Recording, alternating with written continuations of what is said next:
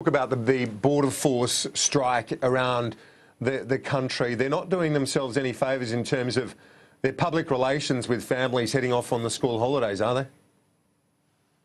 This has been an unmitigated disaster because the government has failed to sit down and work out issues of conflict with its own workforce for 3 years. You know, Kieran, there are ministers who've received wage increases and yet refuse to pay any increase over the last 3 years to their own workforce.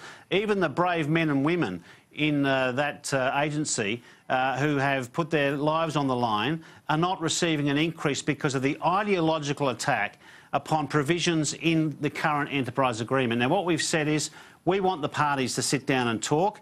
The union has called for the Fair Work Commission to play a role. I think that's a very wise step. If indeed Michaelia Cash cannot show any leadership here, if the Prime Minister cannot, and the matter is going on indefinitely, let's make sure this matter is resolved either by the parties sitting down, and for the first time, the Minister for Employment actually doing her job and sitting down and resolving this matter, or allowing the independent umpire, Kieran, the Fair Work Commission, to sit down and reconcile the differences, because for 3 years we've had public servants getting no increases while their ministers are receiving salary increases.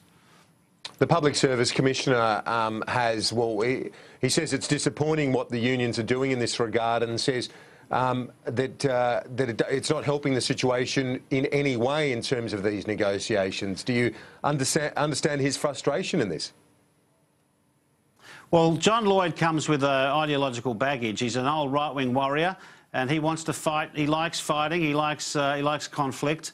What we're seeing, though, Kieran, as I say, the government is seeking to take out of enterprise agreements enforceable provisions, even such as domestic violence leave, take them out of current agreements so they're no longer enforceable. Now, that's being pursued by the Commissioner and by the Minister and clearly by the Prime Minister. It's no point lauding employers for providing domestic violence leave in the private sector while you are stripping away those rights for your own workforce. No wonder there's a dispute, and that's why let's see the parties sit down, and if the Minister can't reconcile these differences, allow the Fair Work Commission to reconcile these differences.